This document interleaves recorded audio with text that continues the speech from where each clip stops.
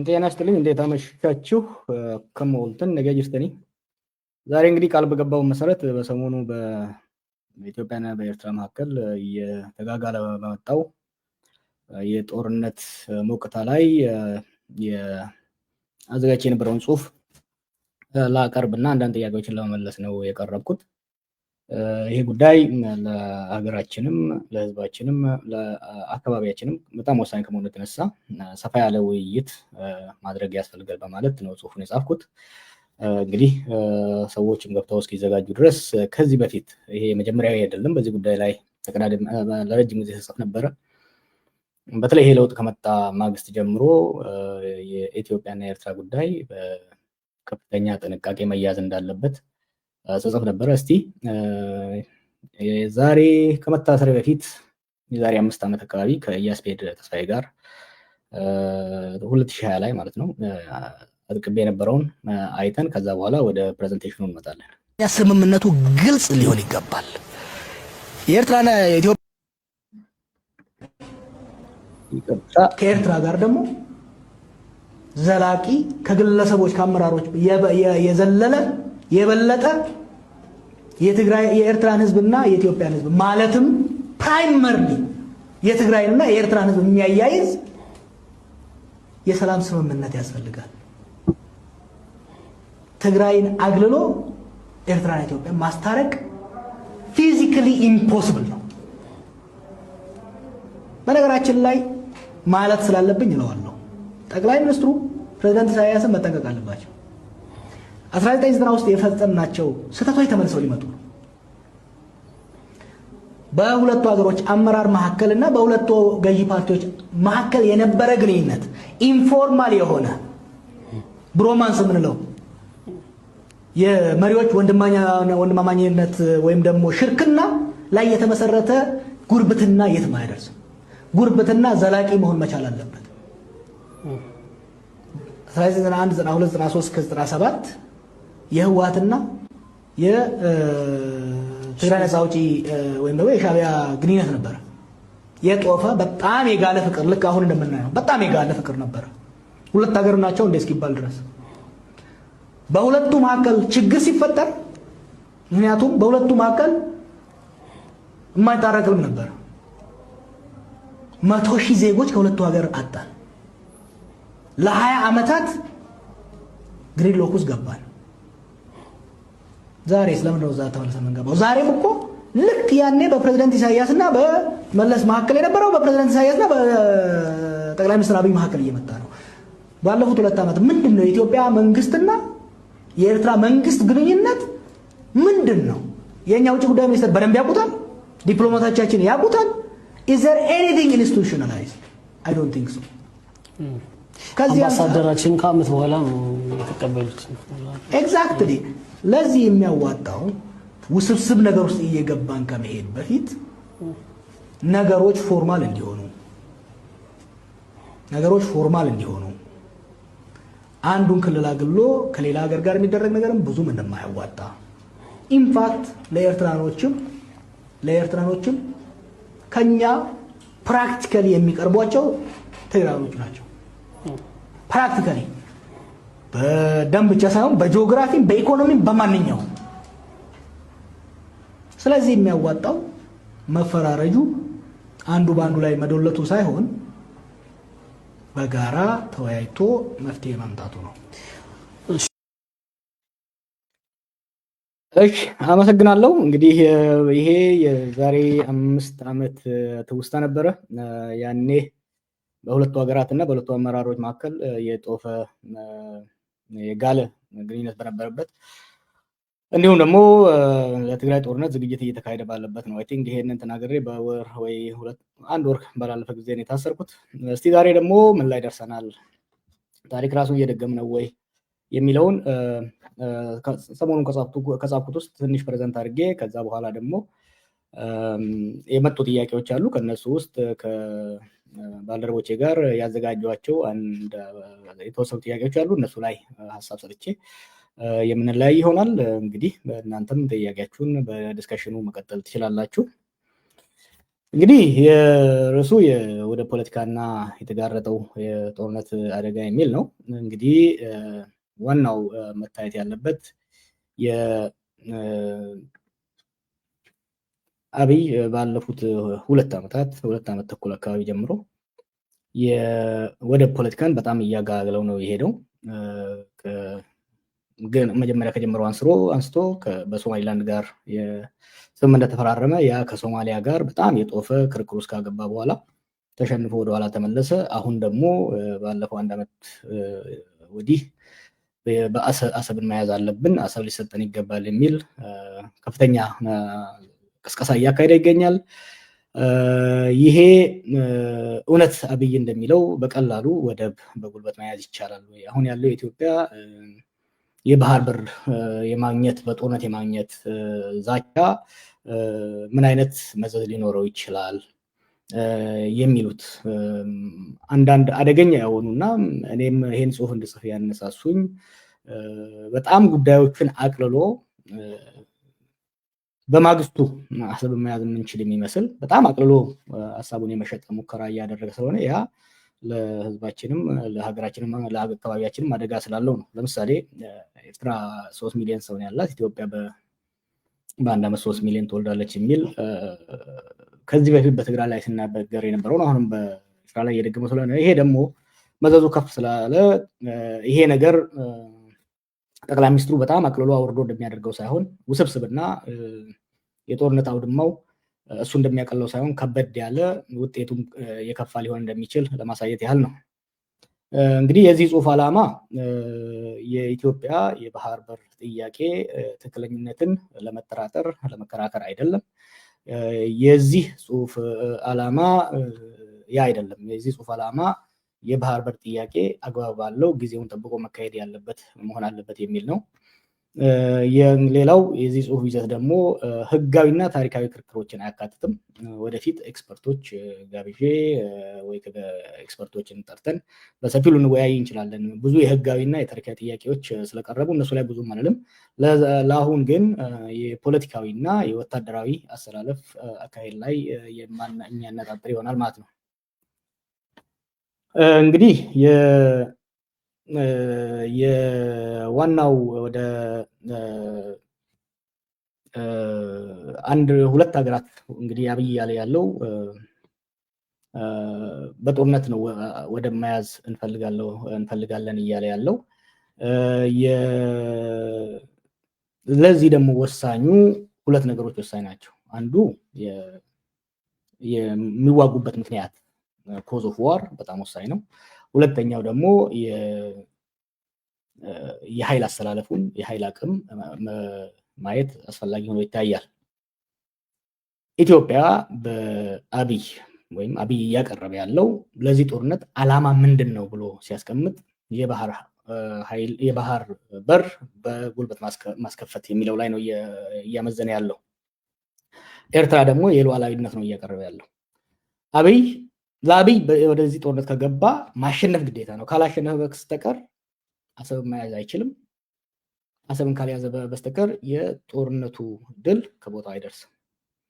ለኤርትራ ደግሞ ትልቁ ነገር የግድ ማሸነፍ የለባትም። ራሷን ተከላከላ መትረፍ ስለሆነ የሉዓላዊነት ጥያቄ ስለሆነ መትረፍ ከቻለች ራሱ እንደ ድል ትቆጥረዋለች ማለት ነው። ሌላ መስፈርቶች የዚህ ጦርነት ውጤትና የዚህ ጦርነትን ርዝመት የምንመዘምንበት 4 መስፈርቶች ይኖሩናል።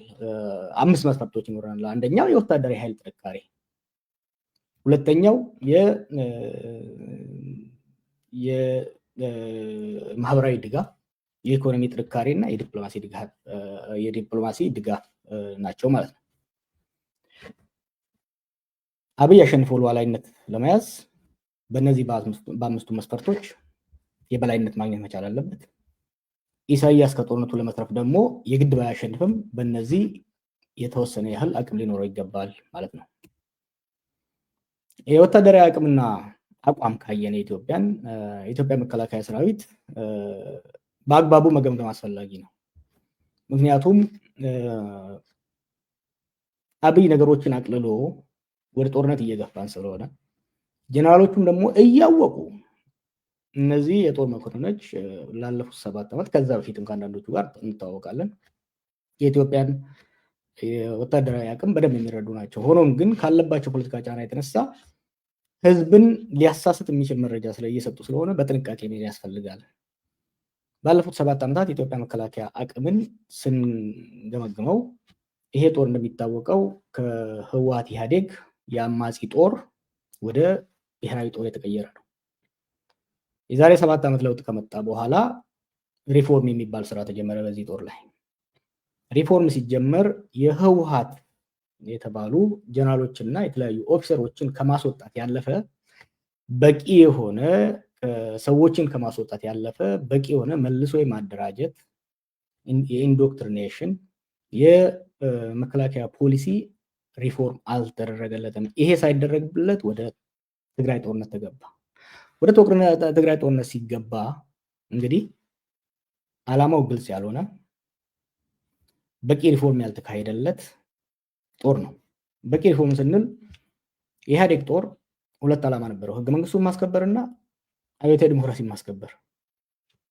አብይ ወደ ብልጽግና ሲመጣ ያንን የሚተካ የመከላከያ ፖሊሲ ሳይዝ ነው የመጣው። ወደ ትግራይ ጦርነት ሲገባ ውዥንብር ነው የተፈጠረው። በዛ ውዥንብር ውስጥ በተለይ ደግሞ በ2 ሳምንት ውስጥ መቀሌን ያዝን ይበሉ እንጂ በመልሶ ማጥቃት በአመፅ መልሶ የማጥቃት ህወሓት ባደረገው ከፍተኛ ጉዳት ነው በኢትዮጵያ መከላከያ ላይ የደረሰው። ብዙ ሰው የወደሙ ታንኮች እና ሌሎች እንደሚያየው ብዙ የመስመራዊ መኮንኖች አዋጊ ሆኑ ብዙ መኮንኖች አብዛኛው የተጎዳበትና እስከዛ ወዲህም አልተተካም። ይሄ ሳይተካ የትግራይ ጦርነት በፕሪቶሪያው ስምምነት ለጊዜው ከተገታ በኋላ ጦርነቱ አልቆመም። መጀመሪያ ሪፎርም ያልተደረገለት ከዛ በኋላ ደግሞ ለማገገም ጊዜ ያልነበረው መከላከያ ወደ ኦሮሚያና አማራ ውስጥ ሰፊ ጦርነት ውስጥ ገባ ማለት ነው። ላለፉት 3 ዓመታት በክልሉ 2 ሰፋፊ የሀገሪቷ 2/3 በሚሆነው ምድር ላይ ሰፊ ጦርነት ውስጥ በመሳተፉ ከትግራይ ጦርነት በኋላ ማገገም አልቻለም። ፖሊሲውን ማስተካከል አልቻለም። በትግራይ የወደመበትን የሰው ኃይል በተለይ ደግሞ የማዕከላዊ መኮንኖችን ሳይተካ ወደ ኦሮሚያ ገባ፣ ወደ አማራ ገባ። ወደ አማራና ወደ ኦሮሚያ መግባት ደግሞ ሌሎች ተጨማሪ ችግሮችን አመጣበት። በተለይ ደግሞ በዚህ ክልሎች የሚካሄዱ ጦርነቶች ብሔር ተኮር ከመሆናቸው የተነሳ መከላከያው ደግሞ በአብዛኛው ከነዚህ 2 ክልሎች የመጣ በመሆኑ በሁለቱ ክልሎች መከላከያ ውስጥ የሁለቱ ክልሎች አስተዋጽኦ ፕሮባብሊ ከ60 እስከ 70% ይሆናል 70% ይሆናል። ይሄ ሰፊ የሆነው የመከላከያ የሰው ኃይል ለዚህ ብሔር ተኮር ለሆነ ግጭት ተጋላጭ መሆኑ የውስጥ የብሔር ክፍፍል አደጋ አድርሶበታል። ሌላው ጦሩ ላለፈው 7 ዓመታት ማብቂያ ለሌለውና በጣም ረጅም አድካሚ ለሆነ የውስጥ እርስ በርስ ጦርነት ላይ መሳተፉ እንዲደክም፣ እንዲሰላች፣ ኤግዞስት እንዲያደርግ አድርጎታል ማለት ነው። ስለዚህ ባለፉት 7 ዓመታት ውስጥ በቂ ሪፎርም ያልተደረገለት ከፍተኛ ጉዳት የደረሰበት አቅሙ የዛለ መከላከያን ይዞ ነው የጦርነት ወጃ የጦርነት ፉከራ ውስጥ አብይ ያለው። አብይ ከመከላከያ ጀነራሎችም ከፖለቲካ አመራሩም በዚህ ላይ ጥያቄ በተደጋጋሚ ይነሳለታል። በተለይ በውስጥ ስብሰባዎች ሲነሳለት፣ በፓርላማ ሲናገር እንደምታዩት፣ በሚዲያ ሲናገር እንደምታዩት ጥያቄው ወደ ጎን ለመግፋት እኛ እንደ የድሮ ዘመን ጦርነት አንዋጋም፣ ዘመናዊ ጦርነት የምንዋጋው የጨበጣ ጦርነት አይደለም የምንዋጋው ይላል። ይህ ማለት ነው የአየር ላይ ጦርነት የድሮኖች እና የአየር ኃይል ጦርነት የምንዋጋው ይላል። ከዛ አንጻር የኢትዮጵያ አየር ኃይልን አቅም ወይ የኢትዮጵያ አየር ኃይል የበላይነት እውነት ውጤት ሊያመጣ ይችላል ወይ፣ ይህን ጦርነት አሸንፎ አሰብን ለማስያዝ ያስችላል ወይ የሚለውን የሀገራችን ዜጎች በጥንቃቄ ማየት ይገባቸዋል። ኢትዮጵያ አየር ኃይል ከኤርትራ እንደሚበልጥ ሁሉም ያውቃል። ኢትዮጵያ ድሮኖች በተለይ በኢሚዲየት ድጋፍ እንዳላትም ይታወቃል።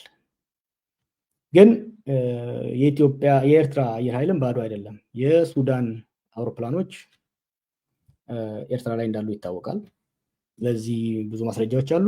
ባለፈው ሳምንት ለምሳሌ ሀሜቲ የሱዳኑ አማጺ የሚመራው ጀነራል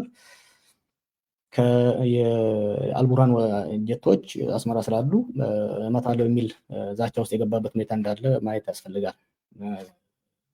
ሌላው ድሮን ነው። የድሮን ጉዳይ አብይ በጣም አጋኖት ስለሚሄድ ረጋ ብሎ ማየት አስፈላጊ ነው። እውነት ነው፣ ድሮን በዘመናዊ ጦርነት ውስጥ ከፍተኛ ሚና አለው። ዲሳይሲቭ ሮሎች ይኖሩታል። ግን ድሮን ብቻውን ያለ ጠንካራ እግረኛ፣ ያለ ጠንካራ ሜካናይዝድ፣ ያለ ጠንካራ ሞራል ያለው የጦር ሰራዊት ጦርነትን አሸንፎ የአንድን ሀገር ክልል ቆርጦ ለማቆየት ያስችላሉ የሚለውን ጥንቃቄ ማየት ያለብን። የሌሎች ሀገር ተሞክሮ ስናይ ለምሳሌ የመን ላይ ብንወስደው የኤሚሬትስ የሳውዲ አየር ኃይሎች ለአመታት ሁቲ ሲቀጠቅጡ ነበር። እነዚህ ሁለቱ ሀገሮች እንግዲህ የአሜሪካንን የተርኪን የሁሉ አሉ የሚባሉ አውሮፕላኖች እና ድሮኖች ያላቸው ናቸው። ከሁለት 3 ዓመት 4 ዓመት ቅጥቀጣ ድብደባ በኋላ ሁቲን ሳያሸንፉ ነው የተመለሱት። እዚህ ላይ በደንብ መጠንቀቅ ያስፈልጋል። ኢትዮጵያ ውስጥም ቢሆን ከትግራይ ጋር የተደረገው ጦርነት ላይ ድሮን ከፍተኛ ሚና ነበረው። ሆኖም ግን ህወሓት ወይ ቲዲኤፍ ባደረገው የመልሶ ማጥቃት ላይ የድሮኖቹ ሚና በጣም ውስን ነበረ። ወደ ሸዋ ሜዳ ከመጡ በኋላ ነው ብዙ ውጤት ያመጣው። ስለዚህ በድሮን ብቻ ተማምኖ ጠንካራ ሞራል በሌለው፣ በውስጥ ክፍፍል ባለው፣ በቂ ሪፎርም ባልተደረገለት የፊት ለፊት አዋጊ የሆኑ ኦፊሰሮች በተመናመኑበት ጦር መሄዱ አዋጭ ነው ወይ የሚለውን መጠያየቅ ያስፈልጋል። ሌላው የኃይል ጥምረትና አሰላለፍንም ማየት ይገባናል። ይህ ጦርነት በተለይ በዘመናዊ አሁን ባለፉት 10-20 ዓመታት በዓለም ላይ የተደረጉ ያሉ ጦርነቶች በሁለት ተዋጊ ቡድኖች ብቻ አቅምና ጥንካሬ ስትራቴጂ የሚወሰኑ አይደሉም። አሁን የሚደረጉ ጦርነቶች በብዛት ብዙ የተለያዩ ኃይሎችን የውስጥና የውጭ የጎረቤት የሩቅ ሀገር የሚያሰልፉ ናቸው።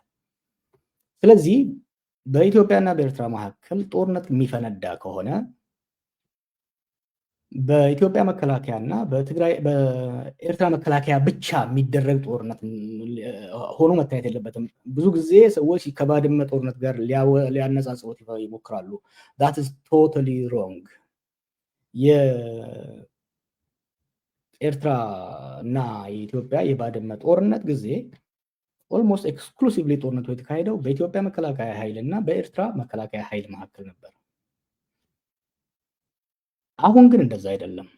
ሁለት ለየት የሚያደርጉት ነገሮች አሉ። አንደኛ የአማጽያን ሚና ነው።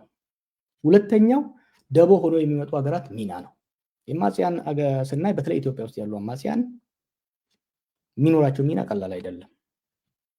የትግራይ ኃይሎች አሁን ግልጽ በሆነ መልኩ ከኤርትራ ጋር እንደሚያብሩ ግልጽ እየሆነ እየመጣ ነው። ይሄ ሚስጥር የሚደባበስም አይመስለኝም። በግልጽ እየመጣ ተገፍተውም በተለያየ ምክንያት ወደዛ እየሄዱ ነው ያሉት። የኤርትራና የትግራይ ኃይሎች ጥምር የሚናቅ አይደለም። ለረጅም ጊዜ ልምድ ያላቸው በዚህ አካባቢ ላይ የረጅም ዓመታት የውጊያ ልምድ እንዳላቸው መረዳት ያስፈልጋል፣ ማስታወስ ያስፈልጋል። ሁለተኛው ደግሞ ሁለቱም በህይወት የመትረፍ የሞት ሽረት ጦርነት የሚያደርጉት they will conduct and they are preparing for an existential war።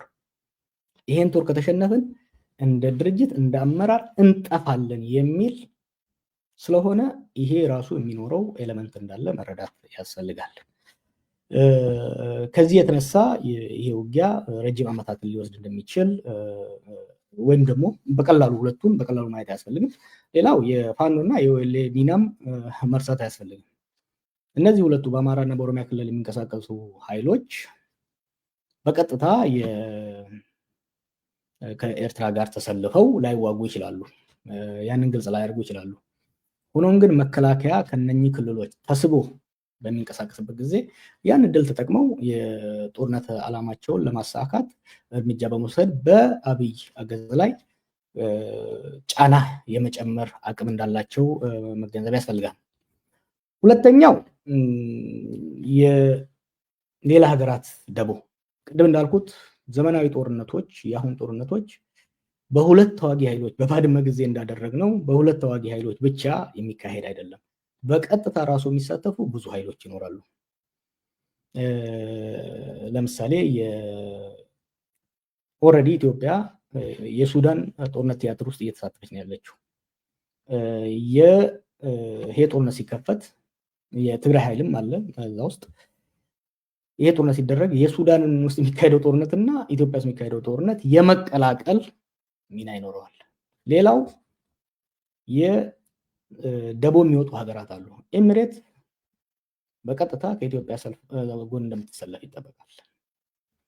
ግብፅና በተወሰነ ደረጃ ሳውዲም ከኤርትራ ጎን የሚሰለፉበት እድል ይኖራል። ሌሎች ሀገሮችም እየተሳቡ የሚመጡበት እድል ይኖራል።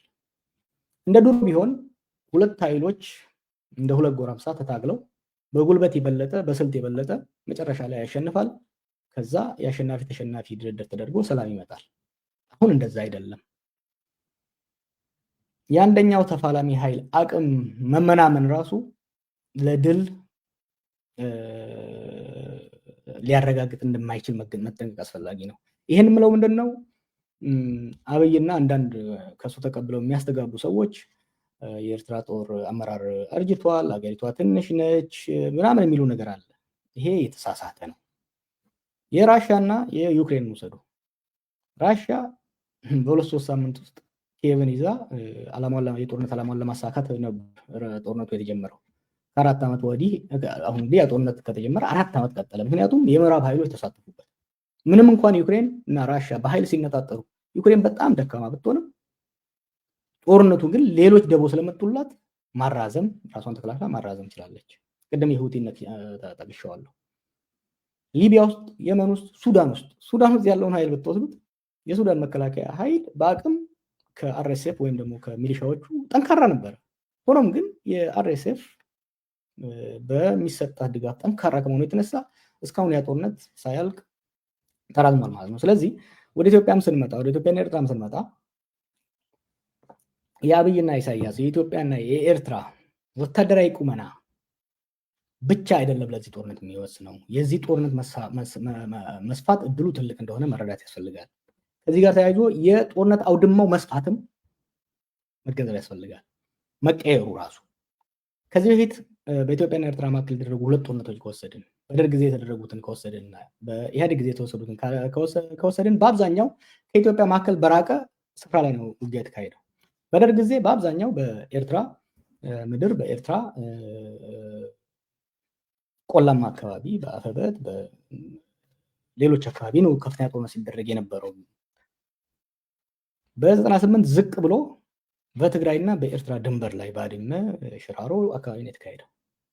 አሁን ደግሞ ጦርነቱ ከዛ ወደ ፊንፊኔ ዝቅ እያለ ነው የሚመጣው። ምክንያቱም የትግራይ ኃይሎች ከኤርትራ ጋር የሚሆኑ ከሆነ ጦርነቱን ልትጀምር የምትችለው ሜይቢ ቡሬ ላይ በአፋር በኩል ነው ወይም ደግሞ በመተማ በኩል። እነዚህ ደግሞ ወታደራዊ ኤክስፐርቶች እንደሚናገሩት ለጦርነት ከባድ ነው የሚያደርገው። በአፋር በኩል ያለው ሙቀትና መልክዓ ምድር በቀላሉ ለመግፋት አስቸጋሪ እንደሆነ በተለይ በ98 እስከ 2000 የተደረገው ጦርነት ላይ ከፍተኛ ጉዳት የደረሰው በኢትዮጵያ መከላከያ ላይ በዛ በኩል መሆኑን ብዙዎች የሚናገሩት ነው። አይ ቲንክ ጀነራል ባጫም ከዚህ በፊት ሲናገር ሰምቼዋለሁ። ሌሎችም ሰዎች የሚናገሩት ነው። በመተማ በኩል የሚደረገው ከሆነ ቀላል አይሆንም። በሱዳን ውስጥ ያለ የትግራይ ጦር አለ፣ የሳፍ ወይም ደግሞ የቡርሃን ጦር አለ። ስለዚህ ጦርነቱ ራያ ወይ ከራያ በታች ላይ የሚካሄድ ነገር ነው። ይሄንን የማነሳው የዚህን ጦርነት ውስብስብነት ኤርትራ ያሸንፋል ትግራይ ያሸንፋል ሳይሆን የዚህን ጦርነት ውስብስብነትና ይህ ውስብስብነት ደግሞ ጊዜውን የሚያራዝም ውጤቱን የሚያዛባ መሆኑን እንድንረዳ ነው ማለት። ሌላው ጦርነት በሁለት ሀገሮች መካከል የሚደረግ ጦርነትን ለማሸነፍ የሚያስፈልገው የማህበራዊ ድጋፍ አንድ ሀገር ከውጭ ሀገር ጋር ለጦርነት ስትነሳ ያለውን ወታደር ሞራል መጨመር አለባት። አዳዲስ ወታደሮችን መመልመል አለባት። አስፈላጊ ለጦርነቱን የሚያስፈልግ ስንቅና ትጥቅ ከህዝብ መሰብሰብ መቻል አለባት። ለዚህ ደግሞ ህዝቡ በልበ ሙሉነት መደገፍ መቻል አለበት። የአንድ ሀገር ህዝብ ወይም ደግሞ የሁለቱ ሀገራት ህዝቦች የትኛው ነው የበለጠ ጦርነት ሊደግፍ የሚችለው የሚለውን ማነጻጸር ያስፈልጋል። አንዱ የትርክት ኢትዮጵያ ውስጥ የአብይ ይህንን የወደብ ጉዳይ እያቀረበ ያለው ወደብ ያስፈልገናል ለኢኮኖሚ እድገት የሚል ነው። ኢሳያስ ደግሞ እያቀረበ ያለው የሀገር ህልውና የሀገር ሉዓላዊነት ጥያቄ ነው እያቀረበ ያለው። ይሄ ኢትዮጵያ ውስጥ ምን ያህል ነው እየሰራ ያለው? ኤርትራ ውስጥ ምን ያህል ነው እየሰራ ያለው? እነኚህ ሁለቱ ትርክቶች ማንን ነው እየረዱ ያሉት? ማን የበለጠ እየተሳካለት ያለው ያለውም ማየት አስፈላጊ ነው። ኢትዮጵያ ስንመጣ የወደብ ጉዳይ ሀገራዊ ብሔራዊ ጉዳይ መሆኑ ምንም የሚያጠራጥር አይደለም። ግን ኢትዮጵያ አሁን ያለችበት ነባራዊ የውስጥ ጉዳይ በዚህ ላይ ምን አይነት ጫና አለው? አብይ ሊሸጠው የሚሞክረው የወደብ ፖለቲካ ምን ያህል ገዢ አግኝቷል ህዝቡ ውስጥ? ህዝቡ ለወደብ ያለው ፍላጎት ትልቅ ቢሆንም አሁን ባለው ሁኔታ ጦርነትን የመደገፍ አቅም ጦርነትን የመደገፍ እሳቤ አለ ወይ የሚለውን ስናይ የሚያጠራጥር ነው። ለዚህ ብዙ ምክንያት ማንሳት እንችላለን። አንዱ ምክንያት ጦርነት ለረጅም ዓመታት ከመቀጠሉ የተነሳ ጦርነትን መሰላቸት አለ። ዋር ፋቲግ የምንለው አለ። የጦር ፋቲግ አለ። አንዱ እሱ ነው። ሁለተኛው የኑሮ ውድነቱ የኢኮኖሚ መንኮታኮቱ የዚህ የኢኮኖሚ መንኮታኮት ምክንያት ደግሞ የጦርነት ነው የሚለው ጋር ስለተያያዘ ህዝቡ ዛሬ ኢትዮጵያ ውስጥ ቅድሚያ እየሰጠ ያለው ለሰላምና ለኢኮኖሚ ለኑሮ ውድነት መሻሻል ስለሆነ በጣም ህዝቡን እያሳስቡ ያሉት ሁለት ሆነው ሳሉ እነዚህ ደግሞ የተያያዙ ስለሆኑ አዲስ ጦርነት ስትሰብከው የመቀበል አቅሙ ዝቅተኛ ነው ማለት ነው። ሌላው ለአብይ አስቸጋሪ ወይም ደግሞ ለኢትዮጵያ በአሁኑ ወቅት የውጭ ጦርነት ለማካሄድ የሚያስቸግራት የውስጥ ክፍፍሉ ነው። ለወትሮ በባህል ጉዳይ ላይ ጠንካራ አቋም ሊኖራቸው የሚችሉ የሀገራችን ማህበራዊ ክፍሎች ተገፋን የሚል የብሔር ቁጭትና የብሔር ስሞታ ስላላቸው ከዚህ በፊት በነበረው ኤግዛይትመንት እና ከዚህ በፊት በነበረው ሞራል መሳተፋቸው መደገፋቸው አጠራጣሪ መሆኑን መጥቀስ ያስፈልጋል። ወደ ኤርትራ ስንመጣ ናሬቲቭ የተቀመጠበት በተለይ ደግሞ እንደ አግሬሰር እየታየ ያለው እንደ ጠባጫሪ እየታየ ያለው የኢትዮጵያ መንግስት ከመሆኑ የተነሳ ላለፉት 2 ዓመታት የፐብሊክ ኦፒኒየን የኤርትራን ፐብሊክ ኦፒኒየን በተለይ ከሀገር ውጭ ያለውን ስናየው ሀገር ውስጥም ሪፍሌክት ሊያደርግ እንደሚችል መገመት ይቻላል። የሀገር ህልውና ጉዳይ ነው በሚል ለወትሮው ኢሳያስን መገልበጥ መዋጋት የሚፈልጉ ብዙ ኃይሎች በአሁኑ ወቅት እነዛ ልዩነቶች አጥበው ከመንግስት ጎን ለመሰለፍ እያኮበኮቡ እንደሆነ ነው የምናየው። ወይም ቢያንስ ዝም የማለት ከዚህ በፊት የነበሩት የታሪክ ጠባሳ ጉዳዮች ጋር ሁሉም ጋር ተያይዘው ነው። ይሄን እንግዲህ ከራሴ ኤክስፒሪየንስ መነሳት እችላለሁ። ጽሁፍ ውስጥም እንዳስቀመጥኩት የዚህ ዩሮፕ የማገኛቸው ሽማግሌዎች ነበሩ፣ አዛውንቶች፣ ድሮ የጀብሃ የሻዕቢያ ታጋይ ነበሩ። ከዛ ወዲህ ግን የኤርትራ መንግስት ተቃዋሚ የሆኑ በጣም ጠንካራ ተቃዋሚ የሆኑ ሰዎች ባለፉት 2 ዓመታት ያየሁት የኦፒኒየን ለውጥ በጣም የሚገርም ነው። የዛሬ 3 ዓመት በጣም ጠንካራ የሆነ ጸረ ኢሳያስ አመለካከት የነበራቸው በአሁኑ ወቅት ግን ብናረጅም ሄደን የምንችለውን ሁሉ እናደርጋለን፣ መስዋዕትነት እናደርጋለን የሚል በጣም ከፍተኛ ቁጣ እንደፈጠረ ይሄንን በደንብ መረዳት አስፈላጊ ነው እና አብይ አውርደው እንደሚያዩት ጉዳይ እንዳልሆነ ይሄ በተለይ ደግሞ ናሬቲቭ የተቀመጠበት ንቀት የተሞላበትና ስሜት ኮርፖራዊ መሆኑ አደጋ እንዳለው መረዳት አስፈላጊ ነው። ሌላው እንግዲህ የኢኮኖሚ ጉዳይ ነው። የኢትዮጵያ ኢኮኖሚ ከኤርትራ ኢኮኖሚ በብዙ መልኩ እንደሚበልጥ መረዳት አስቸጋሪ አይደለም። ምንም የሚነጻጸር አይደለም። በብዙ እጥፍ ይበልጣል። ነገር ግን ወጪና ገቢን ማነጻጸር ያስፈልጋል። የኢትዮጵያ ኢኮኖሚ ትልቅም ቢሆን የኢትዮጵያ መንግስት ወጪ በጣም ትልቅ ነው። አንዱ ሰፊ ቢሮክራሲ፣ ሰፊ ፕሮጀክቶች ያለው መንግስት እንደመሆኑ ወጪው በጣም ሀይ ነው። የተከፋዩ ቁጥር በጣም ሀይ ነው። የተከፋይ ስል ደግሞ በተለይ በአይዲዮሎጂ ላይ የተመሰረተ አብይን በመውደድ ወይም ደግሞ ብልጽግናን በማመን የሚያገለግል ቢሮክራሲ ሳይሆን ያለው ወይም ደግሞ የፓርቲ አፓራተስ ሳይሆን ያለው አሁን ያለው አፓራተስ በጥቅም ላይ የተመሰረተ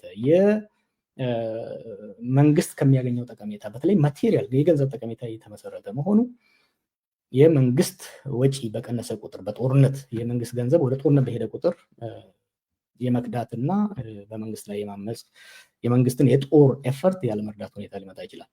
ሌላው ሙስና በጦርነት ላይ ከፍተኛ ጫና ያመጣል፣ በጣም ከፍተኛ ጫና። ምክንያቱም መንግስት ለፕሮጀክት የሚያወጣው ገንዘብ ውስጥ ለፕሮጀክት የሚመደበው ገንዘብ ለተባለለት ዓላማ ሳይሆን ወደ ግለሰቦች ኪስ የሚገባ ከሆነ ያ ፕሮጀክት አይሳካም። ኢትዮጵያ ውስጥ አሁን በመንገድ እናያለን፣ በትምህርት ቤቶች እናያለን። ወደ ጦርነትም ሲመጣ ለጦርነት ግብአቶችን ለመግዛት መንግስት የሚመደበው ገንዘብ በሰዎች መሰረቁ፣ ሙስና በአሁኑ ወቅት ኢትዮጵያ ውስጥ ከዚህ በፊት ታይቶ በማያውቀው ሁኔታ ኦፊሻል የሆነ ያለ እፍረት ነው እየተካሄደ ያለው። ይህ የሙስና ሂደት የዋር ኢፈርቱን የዋር አካሄዱን ሊጎዳ እንደሚችል መገንዘብ አስፈላጊ ነው። ሌላው የኢትዮጵያ ከፍተኛ የብድር ጫና አለባት። ከአመታዊ በጀታችን ውስጥ ወደ 40% የሚሆነው ለጦርነት ነው የሚወጣው። ስለዚህ ለ40% የሚሆነው ለጦርነት ሳይሆን ይቅርታ ለዕዳ ክፍያ ነው የሚወጣው። ለጦርነት ለማካሄድ የሚተርፈን ገንዘብ ትንሽ መሆኑን መረዳት አስፈላጊ ነው። በኤርትራ ወገን ስንመጣ ቅድም እንዳልኩት ጂዲፒያቸው ወይም ኢንካማቸው በጣም ትንሽ ነው። ሆኖም ግን ወጫቸው ደግሞ በጣም ትንሽ ነው። ቢሮክራሲያቸው በጣም ትንሽ ነው። ጦራቸው በናሽናል ሰርቪስ የሚሳተፍ ነው በአብዛኛው። ሙስና በጣም ዝቅተኛ ስለሆነ ያላቸውን ገንዘብ ብዙም ሳይሰረቅና ሳይባክን ወደ ጦርነት የማዋል እድል አላቸው። ቅድም እንዳልኩት ደግሞ እንዳትረሱ የጦርነት ዓላማው ዋር ኦብጀክቲቭ የመከላከል ስለሆነ ወጪያቸውን የቆጠቡ ረዘም ላለ ጊዜ ለመዋጋት የሚያስችል አቅም ይኖራቸዋል። ስለዚህ የማህበራዊ እና ኢኮኖሚያዊ ስንደምረው ለኢትዮጵያ አስቸጋሪ ይሆናል ማለት ነው። ሌላው እንግዲህ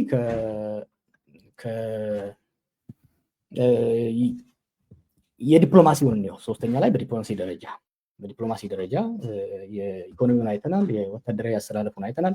የዲፕሎማሲ ስናየው ኢትዮጵያ እና ኤርትራ ስናነጻጽር እስከ 2008 ድረስ ኢትዮጵያና ኤርትራ ከተጋጩ ከ2000 በኋላ ኢትዮጵያ አብሶሉት ዶሚናንስ ነበራት በዲፕሎማሲ።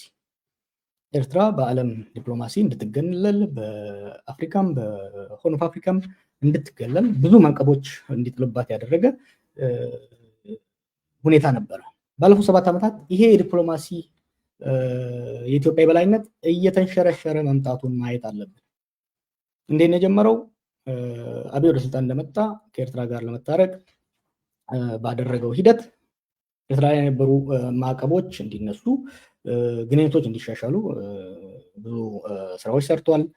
በዚህም የተነሳ የኖቤል ሽልማት እስከማግኘት ችሎ ነበር። ይሄ ኤርትራ አውት ኦፍ ዘ ኮልድ። በተመሳሳይ ወቅት ደግሞ የኤርትራ ዲፕሎማሲ ቁመና እየተሻሻለ እየሄደ ባለበት የኢትዮጵያ የዲፕሎማሲ ሂደት ደግሞ እየተዳከመ ነው የመጣው። ለምን? የአንድ ሀገር የዲፕሎማሲ ጥንካሬ ከሚወስኑ ነገሮች ውስጥ የወታደራዊ ቁመና፣ የውስጥ ሰላምና መረጋጋት፣ የኢኮኖሚ እና የዲፕሎማቲክ ስኪልስ ወሳኝ ናቸው። በዚህ ነገር ስናይ ኢትዮጵያ ባለፉት ዓመታት እየተዳከመች ነው የመጣችው። ድሮ ቅድም እንዳልኩት የኢትዮጵያ በሆርን ኦፍ አፍሪካ በተለይ በኤርትራ ላይ የዲፕሎማሲ በላይነት በነበራት ጊዜ ያን ማግኘት የቻለችበት አንደኛ ጠንካራ ወታደራዊና የደህንነት ተቋም ስላላት ከራሷ አልፋ የአካባቢውን ሰላም ማስከበር የምትችል አንከር ስቴት የሰላም ምሰሶ ተብላ ትታይ ነበር። ባለፉት 7 ዓመታት የገባንበት የእርስ በርስ ጦርነት ያለን አቅም እያመናመነ አይደለም ከራሳችን አልፈን የጎረቤቶቻችንን ደህንነት ማረጋገጥ አይደለም የራሳችን ደህንነት ማረጋገጥ አለመቻላችን የአካባቢው የሰላም ዘብ ሳይሆን የአካባቢው ጸረ ሰላም የግጭት አመንጪ ሆነን መታየታችን የዲፕሎማሲ ተሰሚነታችንን አዳክሞታል። ሌላው ከዚህ ጋር ተያይዞ በኢኮኖሚ ረገድ ከሆነ ባለፉት ዓመታት እስከ 2018 ድረስ ኢኮኖሚ በፍጥነት እያደገ ስለሆነ ብዙ ሀገሮች ከኛ ጋር ለመነገድ እኛ ጋር ኢንቨስት ለማድረግ የውስጥ አስተማማኝ የተሻለ ሰላም ስለነበረ ይመጡ ነበር። አሁን የውስጥ ግጭቱና የመሰረተ ልማቶች መውደም የሀገሪቷ የወደፊት ዕጣ ፈንታ ፕሬዲክተብል አለመሆን ኢንቨስትመንትን እያረቀ ሄዷል። የኢኮኖሚ አቅማችንም ተመናምኗል። ሌላው የዲፕሎማሲ ስኪልስ ያለን የዲፕሎማሲ ስኪልስ መዳከሙ መረዳት አለብን። በተለይ ይሄንን ዲፕሎማቶች ወደፊት ያው ስለሚፈሩ እንጂ ብዙ ጊዜ የሚናገሩት ነገር ነው። የኢትዮጵያ ውጭ ጉዳይ ሚኒስትር ከምን ጊዜውም በፊት በላይ ተዳክሟል በአሁኑ ወቅት። ለምን? አንድ የዲፕሎማሲን ስራ ከውጭ ጉዳይ ሚኒስትር ወደ ጠቅላይ ሚኒስትር ቢሮ ተወስዷል። ገና አብይ እንደመጣ ጀምሮ የዲፕሎማሲውን ስራ በጠቅላይ ሚኒስትር ቢሮ እንዲሰራና የውጭ ጉዳይ ሚኒስትር ለይስሙላ ብቻ እንዲቀመጥ ተደርጓል። ኢህአዴግ የነበረው የውጭ ፖሊሲ ተቀይሮ በሌላ ግን አልተተካም። ዛሬ ላይ ኢትዮጵያ ይሄ ነው የተባለ ለእያንዳንዱ ሀገር ለእያንዳንዱ በዓለም አቀፍ ደረጃም ሆነ በአህጉራዊ ደረጃ ግልጽ የሆነ የፖሊሲ የውጭ ጉዳይ ፖሊሲ የላትም። አምባሳደሮቻችን ሊያርሙ ይችላሉ ከተሳሳቱ። በየአመቱ ወደ ሀገር ቤት ሲጠሩ የሚሰጣቸው ትሬኒንግ ኮሪደር የማየት እና መደመርን የማንበብ ከውጭ ጉዳይ ስራ ጋር ምንም የተያያዘ የሌለበት ጊዜያቸውን የሚያባክኑ ስራ ነው እየተሰራ ያለው። ስለዚህ የዲፕሎማሲያችን መዳከሙን መረዳት አስፈላጊ ነው። በኤርትራ ረገድ ስናይ ደግሞ ቅድም እንዳልኳችሁ አብይ ረድቷቸው ከማዕቀብ ውስጥ ወጥተዋል። የኢትዮጵያ እየተዳከመችና እየተመናመነች መሄድ፣ የሱዳንም እየተዳከመች መሄድ፣ የሬድሲ ላይ እና በሚድል ኢስት ያለው ግጭት ኤርትራ ቢያንስ የውስጥ ሰላሟን ማረጋገጥ የቻለች ኮሄሲቭ የሆነ የሴኩሪቲ እና የሚሊተሪ አፓራተስ ያላት ሀገር መሆኗ የሚጠሏት ሀገር ከዚህ በፊት ስርዓቱን መጣል የሚፈልጉ ኃይሎች እንኳን ሳይቀሩ ለየት ያለ ሀሳባቸውን የመቀየር ለዚህ ማሳያው ፕሬዚደንት ዶናልድ ትራምፕ ግንኙነታችንን እናሻሽል በማለት የጻፈው ደብዳቤ አንዱ ነው። ይሄ ቀላል ነገር አይደለም። ይሄንን የምልበት ምክንያት አለኝ። ይሄንን የምልበት ምክንያት ድሮ ቢሆን በኢትዮጵያና በኤርትራ መካከል ግጭት ሲነሳ ያለምንም ጥርጥር አብዛኛው የምዕራብ ሀገራትና ኃይላት ከኢትዮጵያ ጎን ነበር የሚሰለፉት። አሁን ግን ከኢትዮጵያ ጋር ጎን መሰላፋቸውን እጠራጠራለሁ። ከኤርትራ ጎን እንኳን ባይሰለፉ ከኛ ጋር የሚሰለፉ አይመስለኝም። አሜሪካ ለምሳሌ አብይ የጦርነት ሰበቃውን ሲጀምር አሜሪካ ለኢትዮጵያ ማስጠንቀቂያ የሰጠችው፣ እንግሊዝም እንደዛው። ባለፈው 2 ሳምንት ወር አካባቢ የውጭ ጉዳይ ሚኒስትሩ ጌዲዮን ጢሞቴዎስ ደብዳቤ ለዩኤን ሴኩሪቲ ካውንስል ሲጽፍ እንዲወያዩበት ባደረገው ጥያቄ አልተቀበሉትም። በዛ ጊዜ ያን ስብሰባ የመራው ራሽያ ነው። ኢማጂን እንግዲህ አሜሪካም ራሽያም ያሉበት የዩኤን ሴኩሪቲ ካውንስል በዚህ ጉዳይ ላይ የያዘው አቋም ብዙ የሚያሳየን ነገር እንዳለ መረዳት አስፈላጊ ነው። እንግዲህ እነዚህ ነገሮች ጠቅላላ አድርገን ስናይ አሁን ያለው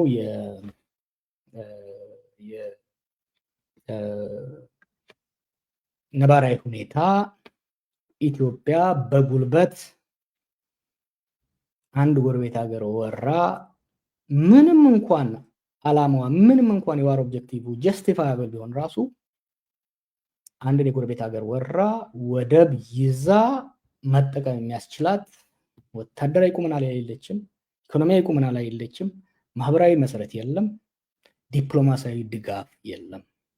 ይሄን በደንብ ማጤን በጣም አስፈላጊ ነው። ይሄ ጦርነት ከተጀመረ አደጋ ያመጣል።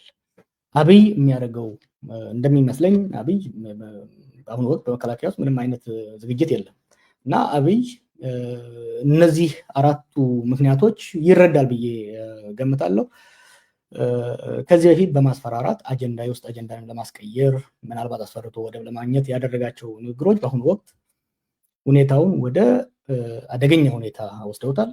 የኤርትራም ሆኑ የትግራይ ኃይሎች ዛሬ እንኳን አቅሙና ዝግጅቱ አንሶት ባይወጋንም አብይ ወደፊት ይወጋናል፣ ስለዚህ ሳይዘጋጅ እርምጃ እንውሰድ የሚሉበት እድል ሰፊ መሆኑን መረዳት ያስፈልጋል። በተለይ ደግሞ የትግራይ ኃይሎች ጦርነትም ሰላምን ማጣታቸው ከፍተኛ የሆነ የውስጥ ጫናና ለውስጥ ክፍል ስለዳረጋቸው ወደ ጦርነት የመሄድ እድላቸው ሰፊ ስለሆነ በዚህ ጉዳይ ላይ ተረባርቦ ጦርነት ለማስወገድ መስራት ያስፈልጋል።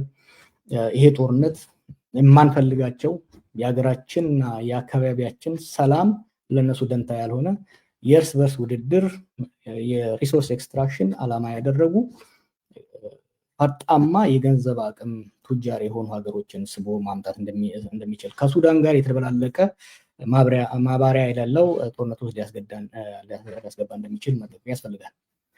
የዚህ ጦርነት ኪሳራ የሚሳተፉት በሙሉ ይከስራሉ።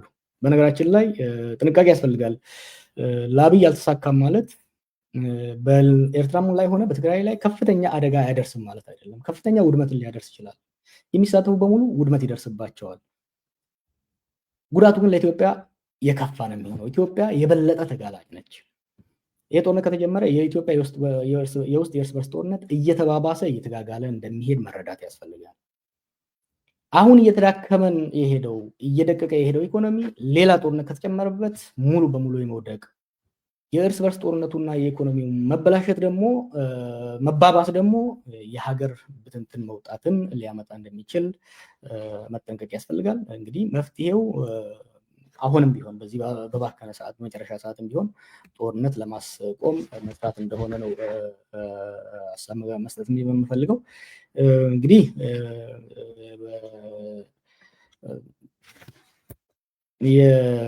እስካሁን እንግዲህ ያቀረብኩላችሁ ይሄ ሆኖ ሳለ እስከ እናንተ የላኳቸውን ጥያቄዎች ደግሞ እስቲ አየት በማድረግ ወደ እነሱ እንሄዳለን።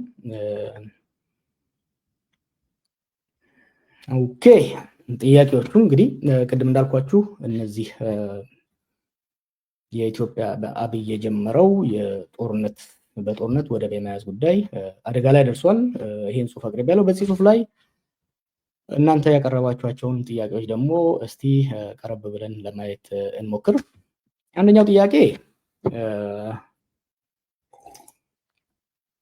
ይሄ ነው። ወያኔና ሻዕቢያ ተጠቃቅሰው የኢትዮጵያን ሕዝብ ድምፅን አፍነው በውንብድና የዘረፉንን ወደብን ትውልድ መጠየቅ የለበትም ወይ?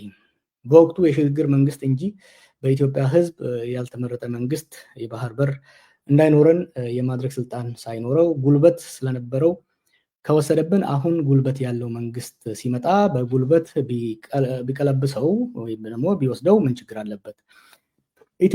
ኢትዮጵያ ከስትራቴጂክ ወሳኝ ባህር መነጠሏ ፌር ነው ወይ? ይህ ያህል የህዝብ ይዘን ዘላለም ተዘግቶብን መኖር አለብን ወይ? እነዚህ ጥያቄዎች በጣም አስፈላጊና ፌር ናቸው። በነገራችን ላይ ኢትዮጵያ ወደብ ያጣችበት ታሪካዊና ህጋዊ ፖለቲካዊ ሁኔታ ሊገመገም ይገባል፣ ልንከራከርበት ይገባል፣ ልንወያይበት ይገባል፣ ልንማርበት ይገባል። ዛሬ አይደለም ይሄን ጉዳይ የጀመርኩት፣ እኔ ብቻ አይደለም የጀመርኩት። በ97 ወይም ደግሞ 2005 ምርጫ ጊዜ ቅንጅትም ህብረትም አጀንዳ አድርገው ሲወያዩበት ዛሬ ራሳቸውን ብልጽግና ብለው ስማቸውን የቀየሩ ከአብይ ጋር ቆመው ለአብይ ከበሮ የሚመቱ ሰዎች ትክክል አይደለም ሲሉ ነበር። እኔ እያልኩ ያለሁት ወደ ጦርነት መሄዱ አስፈላጊ አይደለም። ወደ ጦርነት መሄዱ አስፈላጊ አይደለም። ያ ሳይሆን የሚገባን በሰላም ማግኘት ሌሎች መንገዶች ማማራት አለብን። በተለይ ደግሞ የአቅም ጉዳይ ነው። እዚህ ጥያቄ ውስጥ አንዱ የተነሳው ነገር አቅምና ጉልበት ያለው መንግስት ሪሊ አሁን ያለው መንግስት አቅም አለው ወይ? እንደኔ ያረዳድ ይሄ አብይን ከመቃወም ካለመቃወም ጋር የሚያያዝ አይደለም። እንዳሁኑ መንግስት አቅመ ቢስ ሆኖ ያለ አይመስለኝም። የኢትዮጵያን ስቴት እንዳሁኑ ተዳክሞ አያውቅም። ቅድም እንዳነሳሁት ከወታደራዊ አንጻር፣ ከማህበራዊ አንጻር፣ ከዲፕሎማሲ አንጻር፣ ከኢኮኖሚ አንጻር ኢትዮጵያ ከፍተኛ ድክመት ላይ ነው ያለችው። የውስጥ ተጋላጭነቷ በጣም ከፍተኛ ነው። ምንም እንኳን በጉልበት ትላንት ወደብ ያጣንበት ሁኔታ ፌር አይደለም የሚል ብሔራዊ ስምምነት እንኳን ቢደርስ አሁን ላይ በአቅም በጉልበት ሄዶ ወደብ ለመያዝ የሚያስችል አቅም የለም። ሆል ፐርፐዝ ኦፍ ዲስ ፕሬዘንቴሽን ምንም እንኳን ኢንጀስቲስ ተፈጽሞብናል፣ ተጎድተናል የሚል መደምደሚያ ላይ ራሱ ብንደርስ is it viable? Is use of force a viable alternative? Is it really a viable alternative? Is it the time? ካን ኢትዮጵያ አፎርድ አንሃዘር ኤክስተርናል ዋር? ዲፕሎማሲያዊ ቁመናችን፣ ማህበራዊ ሁኔታችን፣ የውስጥ ማህበራዊ ሁኔታችን፣ ወታደራዊ አቅማችን፣ ኢኮኖሚያችን ውስብስብ ከሆነው የዓለማችንና የአካባቢያችን ሁኔታ አንጻር በጦርነት አሸንፈን ማሸነፍ ብቻ አይደለም፣ ከዛ በኋላ አኔክስ አድርገን በመሄድ የሚያስችለው ሁኔታ አለ ወይ የሚለው የለም የሚል ነው የኔ መደምደሚያ። ሁለተኛው ጥያቄ ወደቡን ለማስመለስ በኃይል አማራጭ ሌላ መንገድ ይኖራል ወይ ብለህ ታስባለህ ወይ? ዓለም አቀፋዊና ቀጠናዊ የጊዜ ሁኔታ አሁን አመቺ ነው። የባህር በር ለልማትና ለንግድ አስፈላጊ እንደመሆኑ ከጎረቤት ሀገሮች ተከራይታ መጠቀም የምትችልበት መንገድ እያለ አሁን የምትሄድበት መንገድ ከቀጠለች ግን ውጤቱ ምን ይሆናል? ከኃይል አማራጭ ብዙ መንገዶች አሉ። ከዚህ በፊት ሌላ አርቲክል ጽፌ ነበር በዚህ ጉዳይ ላይ። የባህር በር በጉልበት ነው ወይስ በብልሃት የሚል አርቲክል ጽፌ ነበር። ሜቢ ሪሼር አድርግላችኋለሁ። እሺ ጉልበትና ብልሃትን አመዛዝነ መሄድ ያለብህ አሁን ብልሃት ነው የሚያዋጣኝ ወይ ጉልበት ነው የሚያዋጣኝ ብለህ መመዘን መቻል አለብህ። ኢትዮጵያ ምንድነው ያላት ስትራቴጂክ አድቫንቴጅ? አንደኛ በጣም ሰፊ መሬት ነው ያላት፣ ሰፊ ህዝብ ነው ያላት። አካባቢያችን ያሉ ሀገሮች ሶማሊያ፣ ጅቡቲ፣ ኬንያ፣ ሱዳን እና ኤርትራ ወደቦች አላቸው። ከኛ በላይ የበለጠ እነሱ ናቸው የሚፈልጉን። we are the only one። 5 ጎረምሶች የሚፈልጓት ልጃገረድ መሆን ትችላለች ኢትዮጵያ። የባህር በራችን ዳይቨርሲፋይ ማድረግ እንችላለን። ኢኮኖሚካሊ ከሆነ ተፈራርቀው ተወዳድረው ነው እኛን መጠቀም በእኛ ላይ መጣላት ነበረባቸው። የውስጥ ስታቢሊቲያችንን አረጋግጠን ኢኮኖሚያችን ካጠናከርን ልንሄድ እንችላለን። ከዚህ ያለፈ ከኢኮኖሚ ቫያቢሊቲ ያለፈ ደግሞ ከእነዚህ የጎረቤት ሀገሮች አንደኛ የእኛን ኢኮኖሚ እኛን ይፈልጉናል። ሌላ ሰፊ ህዝብ ስላለንና ወታደራዊ አቅማችን የውስጥ ጦርነት ብናስወግድ የወታደራዊ አቅማችንን ማጠናከር ስለምንችል እነዚህ ሀገሮች ሶማሊያም ሆኑ ሌሎቹ ከድንበራቸው ወጣ ብለው የሜሪታይም መብታቸውን መከላከል የሚችሉበት ደረጃ የለም። እነሱን ከማስፈራራት ይልቅ የኛ ጦር የነሱን የባህር መብት እያስከበረ ለኛም ጠቃሚ ስራ የሚሰራበት የጆይንት ሴኩሪቲ ፓክት ማድረግ ይቻላል። ይሄ ምንድነው የሚፈልገው? የሰከነ ስጋትን የሚፈጥር ለጎረቤት ሀገሮቻችን ስጋት የሚፈጥር ጦር መስበቅ ፕሮፓጋንዳ። እኔ ይቅርታ አድርጉልኝና ውጊያ እንኳን ብንፈልግ ጦርነት እንኳን ብንፈልግ ሌት ተቀን ቴሌቪዥን ላይ እየወጡ እንዋጋለን መጣንልህ የሚደረግ ሽለላ መተን እንጨብጣችኋለን የሚል ሽለላ ካልሰጥ በሰላም ካስወጣችሁን እንጨፈልቃችኋለን የሚል እናውቃለን። ጎረቤቶቻችን ከኛ ጋር ብዙ ሼር የሚያደርጉት ነገር አለ። እሉስ ነው የሚከታቸው። ይሄ ብዙ እንደማያወጣ ጠንቅቆ ማወቅ ያስፈልጋል። ሶስተኛው ጥያቄ ጦርነቱ ከተነሳ በባህር በር ጥያቄ መነሻ ወይስ ባልተፈቱ የትግራይ ክልልና የአማራ ክልል ውስጣዊ ቀውሶች መነሻነት ነው ወይ? ሌላ ጉዳይ ደግሞ የኢትዮጵያ ወደብ የምትፈልገው ወይስ የባህር በር? ጦርነቱ ከተነሳ የጦርነቱ ምክንያት ምንድን ነው የሚለው ጥሩ ጥያቄ ነው። የጦርነቱ ምክንያት አሁን ወደ ወደብ መጣን ወይም ደግሞ ወደ ባህር በር መጣን እንጂ ይህ ግጭት መነሻው የባህር በር ጉዳይ አይመስለኝም። እንደምታውቁት ከፕሪቶሪያ ስምምነት በኋላ ነው ይሄ ነገር እየበሰለ የመጣው። የመከዳዳት አንደኛ አስቀድሞኑ ሀገራዊ የሆነ ተቋማዊ የሆነ ስምምነት አለመኖር፣ ከዛ በኋላ በጂጊ የትግራይ ጦርነትን 4 ኃይሎች ተዋጉ። ከዚህ በፊትም ብየዋለሁ። ትግራይ ኃይሎች፣ የኤርትራ ኃይሎች፣ የአማራ ኃይሎች፣ የፌደራል መንግስት ተዋግተው የፕሪቶሪያ ስምምነት ግን ከ4ቱ ኃይሎች 2ቱን ብቻ ነው ለማስታረቅ የሞከረው። በኤርትራኖቹ ወገን የተከዳን ስሜት ፈጠረ። ይሄ በሁለቱ አመራሮች መካከል ቁርሾና ንዴትን ብቻ ሳይሆን መፈራረትን አንዱ አንዱን እንደ ኤግዚስቴንሻል ትሬት አብይ ኢሳያስ ተከዳ ብሎ ስለሚያስብ ያጠፋኛል የሚል ፍራቻ ውስጥ ገባ። ቫይስ ቨርሳ። ይሄ የፈጠረው ዋናው የጦርነቱ ምክንያት ወንድሜ ጠያቂው እንዳነሳው በኋላ ላይ ወደ መታከኪያ ሆነች እንጂ መነሻው ይሄ እንደሆነ በጣም አስፈላጊ ነው። የትግራይና የአማራ ክልል ቀውሶች ነገሮችን ያባባሰው ባይ ፕሮዳክትም ናቸው ኮዝም ናቸው። ለምንድነው ባይ ፕሮዳክትም ናቸው ኮዝም ናቸው የምለው? የአማራ ክልል ቀውስ የፕሪቶሪያ ስምምነት አካሄድ ነው ይሄን የፈጠረው። ከዛ በኋላ ግን ተዋጊ ኃይሎች አስመራም አዲስ አበባም የራሳቸው ሚና አላቸው። ስለዚህ የሁለቱ ክልሎች ችግር የዚህ ሰለባ ሆኗል ማለት እንችላለን። ኢትዮጵያ ወደብ ነው ወይስ የባህር በር ነው የምትፈልገው? ሁለቱን እኔም እያምታታው የሚሄደው አብይ እያምታታ ስላቀረበው ነው። ወደብ ከሆነ የምንፈልገው ያ ወደብን በሊዝ በምናምን መጀመሪያ ሲያቀርበው ትዝ ካላችሁ ገና የሶማሌው ጣጣ ውስጥ ሳይከተን ሲያቀርብ የነበረውን ካያችሁ በሊዝም በምንም መጠቀም እንችላለን የሚል ነገር ነበረ። ያ የወደብ ጉዳይ ነው። እኔ እንደማየው ኢትዮጵያ የምትፈልገው የኮሜርሻል መጠቀም ብቻ ሳይሆን የንግድ የኢኮኖሚ ጥቅሟንና የባህር ላይ ጥቅሟን ለማስጠበቅ የአካባቢ ሴኪሪቲ ላይ ዲስ አር አወር በፈር ዞንስ። ዛሬ እኛ ባናነሳው እና ባያነሱት ወደፊት ትውልድ የሚያነሳው ጉዳይ ነው። እነዚህ በአካባቢያችን ያሉ ሀገሮች እና ምንም እንኳን በቀጥተኛ የባህር በር እንኳን ባይኖረን በባህሩ ላይ የሚደረገው ቲያትር አፌክት ያደርገናል በብዙ መልኩ። ስለዚህ በህንድ ውቅያኖስም ሆነ በቀይ ባህር ላይ የሚደረጉ እንቅስቃሴዎች ኢትዮጵያ ለመሳተፍ መጠየቋ ትክክል ነው። የሬድሲ ካውንስል ሌላ የሚለው ላይ መጠየቁ በሰላማዊ መልኩ መጠየቁ ትክክል ነው። ሆኖም ግን አጠያየቁ ችግር ውስጥ ከቷል። ይሄ ነው እያልኩ ያለሁት። ሌላው ጥያቄ የባህር በር ጉዳይ የኢትዮጵያ መንግስት ወቅታዊ አቋም በሰላማዊና በዲፕሎማሲያዊ መንገድ የሚል ይመስላል። ጠቅላይ ሚኒስትሩ በቅርቡ ለዓለም አቀፍ አካላት ጥሪ አቅርበዋል። ሁለቱ መንግስታት በጉዳዩ ላይ እንዲያደራደሩ ወይም እንዲሸመግሉ ጠይቀዋል።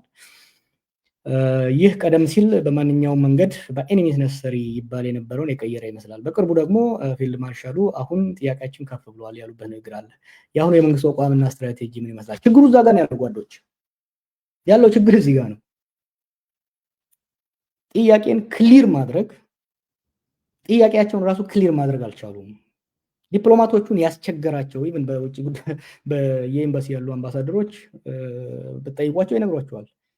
what does the Abiy government want? access to the sea ነው ወይ ስፖርት ነው የሚፈልገው? በኤኒሚስ ነሰሪ ካልክ ከሰጣችሁ ትቱኝ፣ አለበለዚያ ወራለው ነው፣ ጦረኝነት ነው። በዲፕሎማሲ ከሆነ ይህን ሀል ማስጮህና ሌላ ጋር ማድረግ ተገቢ አልነበረም እና ለነሱም ግልጽ አይመስለኝም፣ ለመንግስትም ግልጽ አይደለም። ይሄ ነው አንዱ ግልጽ መሆን ያለበት። ምንድነው ኢትዮጵያ እየጠየቀች ያለችው? ምንድነው አሁን ያለው ኢትዮጵያ መንግስት እየጠየቀ ያለው? ምንድነው እያለ ያለው? በኤኒሚስ ነሰሪ በማንኛውም መልኩ አመጣለሁ ወይም ደግሞ በጉልበት ሄዳለሁ ወይስ እያለ ያለው? ምክንያቱም ከጊዜ ወደ ጊዜ ቴምፕሬቸሩ እየጮኸ ሲሄድ የድሮን ትዕይንቶች፣ ሌሎች ነገሮችን ስታይ በኃይል ለመሄድ የታሰበ ይመስላል። ከዛ ደግሞ አሸማግሎ የሚል ደብዳቤ ደግሞ ሲመጣ በሰላም ይሄ የኢትዮጵያን አቋም አዳክሞታል። ሲሪየስ እንዳንወሰድ አድርጎናል። አገር አልጠራም። በአንድ ጊዜ የዛሬ ወር አካባቢ ይመስለኛል የኛ ዲፕሎማቶች ሲኒየር ዲፕሎማቶች አንድ ሀገር ሄደው ነበር ደብዳቤ ይዘው ኤርትራ ልትወረን ነው እና አንድ በሉ ሲባል እንዴ እናንተ እኮ ናችሁ እንወራለን እያላችሁ ያላችሁት፣ ባለፈው እንደዚህ ብላችሁ የለም እንዴ የጋው ነው የሚል አፍ የሚያስይዝ መልስ ነው የመጣው። ቅድም ያልኳችሁ የዲፕሎማሲው መምታታት ችግር አለው። አይ ቲንክ የዘለልኩት እዛ ዲፕሎማሲ ውስጥ አንዱ የዲፕሎማሲያችን የጎዳው የአብይ ተክለስብዕና ነው። አንደኛ ከውጭ ጉዳይ ሚኒስቴር የዲፕሎማሲያችንን ሙሉ በሙሉ ወስዶ የራሱ ቢሮ ውስጥ ከተተ። ሁለተኛ የግል ዲፕሎማሲ እያካሄደ አብዛኞቹ የአፍሪካና የአካባቢያችን መሪዎች ጋር በግል ቁርሾ ውስጥ ገብቷል። ሌሎቹን ሰድቧቸዋል፣ ክዷቸዋል፣ ዋሽቷቸዋል። ዛሬ እሱን የሚያምን እሱን የሚያከብር መሪ ከኤሚሬቱ በስተቀር ሌላ ያለ ሰው አይመስለኝም እና ይሄ በዚህም ጥያቄ ላይ የተንጸባረቀ ነው።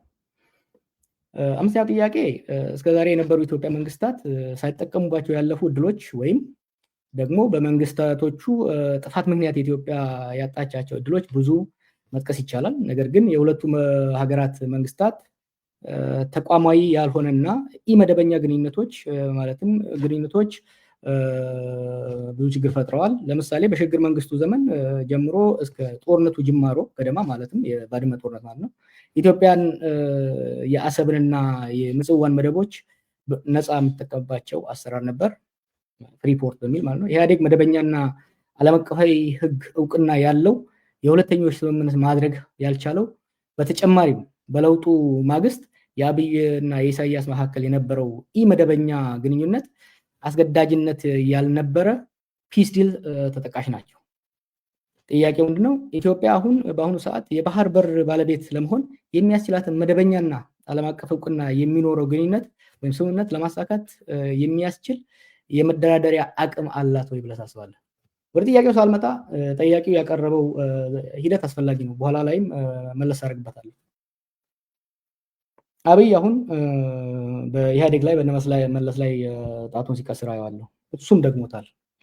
ባለፉት 35 ዓመታት ኤርትራና ኢትዮጵያ ከተለያዩ በኋላ በወደብ ላይ የተከተልነው ፖሊሲ የፖሊሲ ኢንኮንሲስተንሲ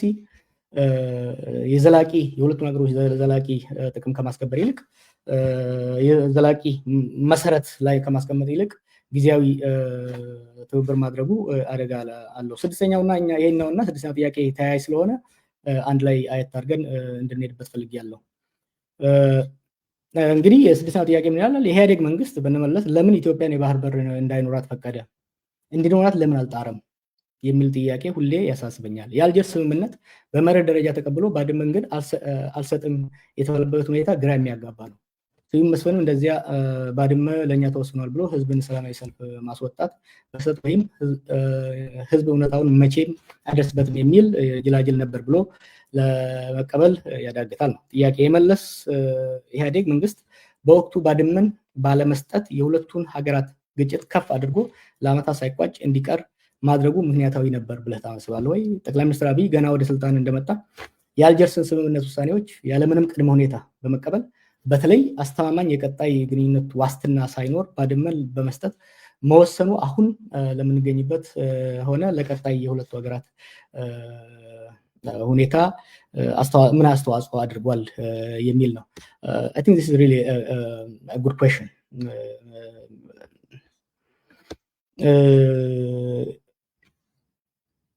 የሚገርመው ኢህአዴግ አገዛዝም የብልጽግና አገዛዝም በዚህ ጉዳይ ላይ ተመሳሳይ ስህተት የፈጸሙ መሆናቸው መረዳት ያስፈልጋል። እነሱ ብቻ ሳይሆን የኤርትራ መንግስትም ቢሆን በሁለቱ ጉዳዮች ላይ ሁለቱ ሀገሮች ሲለያዩ 93 ቢሆን ከዛ ወዲህ እንደገና ወደ ጦርነት ሲሄዱ ሶስቴ ስህተቶች መፈጸማቸውን ማየት አስፈላጊ ነው። አይ ቲንክ በዚህ ላይ አንድ አብይ በቅርቡ የተናገረውን እና ከዛ በፊት የተናገርኩትን አጫጭር ቪዲዮዎች ላሳያችሁ ደስ ይለኛል። ምክንያቱም የሁለትዮሽ ግንኙነት በምን መልኩ እንደተበላሸ መረዳት አስፈላጊ ነው። እስቲ ምክር ቤት የኢትዮጵያ ሕዝብ እንዲያምፈልገው ግን ጥያቄው ስናነሳ ትንሽ ዳራው ልስጣችሁ። መጀመሪያ ኢትዮጵያን የቀይ ባህር አክሰስ ያሳጣው ውሳኔ ማን ወሰነው? ካቢኔው ይሆናል ብለን የካቢኔውን ዶክመንት ብናገላብጥ የለም፣ ካቢኔው አያውቀውም። አይ የለም ምክር ቤት ይሆናል የወሰነው ብለን ብንወስን ምክር ቤቱም አልነበረ፣ ምክር ቤት አያውቀውም ውሳኔው። የለም የኢትዮጵያ ሕዝብ በሪፈረንደም ወስኖ እንዳይሆን እንዳይባል ነበርን እኛም ያኔ። የኢትዮጵያ ሕዝብ ያልወሰነው ተወካዮቹ ያላዩት ቢያንስ ካስፈጻሚ ካቢኔ ያላየው ውሳኔ ማን ወሰነው? ይሄ ጥሩ ጥያቄ ነው። ትክክል ነው። በእንመለስ ጊዜ የተሄደበት ሁኔታ ግልጽነት ያነሰው እንደነበረ ምንም ያከራክር አልነበር። በእነ አብይ ጊዜስ ኦኬ እነመለስ ከኛ በፊት የነበሩት 91 ላይ በማንኛውም ምክንያት ግልጽ የሆነ ስምምነት አላደረጉም። እና አብይ ግን እየጮህንባቸው እያለቀሰን እያል ያን ስህተት አልደገሙም ወይ? ይሄንን ቪዲዮ ተመልከቱ። የዛ ጊዜ በግለሰቦችና በፓርቲዎች ልዩነት የተነሳ ነው። የሁለቱን ሀገሮች ግንኙነት ከ91 በኋላ እንደ አውሮፓውያን አቆጣጠር የመለስና ኢሳያስ የህወሓትና የሻዕቢያ ግንኙነት ነው ያደረጉት። ይሄ ስህተት ፈጠረ። በሁለቱ አመራሮች መካከል ልዩነት ሲመጣ በሁለቱ ፓርቲዎች መቃቀር ሲመጣ ድንበር ላይ ግጭት ተፈጠረ። ያ ሁሉ ሰው አለቀብን። አሁንም ቢሆን ሁለቱ አመራሮች መቀራረባቸው ጥሩ ሆኖ የነሱ መቀራረብ ግን ህጋዊ ሊሆን ይገባል፣ ብሔራዊ ሊሆን ይገባል፣ ሀገራዊ ሊሆን ይገባል። ያለን ኢኮኖሚያዊ፣ ፖለቲካዊ እና የጸጥታ ስምምነት ግልጽ ሆኖ መጻፍ መቻል አለበት። ያ ብቻ አይደለም፣ በጠቅላይ ሚኒስትሩና በፕሬዝዳንቱ ይሁንታ ብቻ ሳይሆን የኛ ዲፕሎማቶችና ኤክስፐርቶች ከሁለቱም ወገን ቁጭ ብለው ዲቴይልድ በሆነ መልኩ ሊጽፉትና ለህዝብ ሊቀርብና ህዝብ ሊያውቀው ህዝብ ሊወያይበት ይገባል። ይሄን ማድረግ በጣም አስፈላጊ ነው።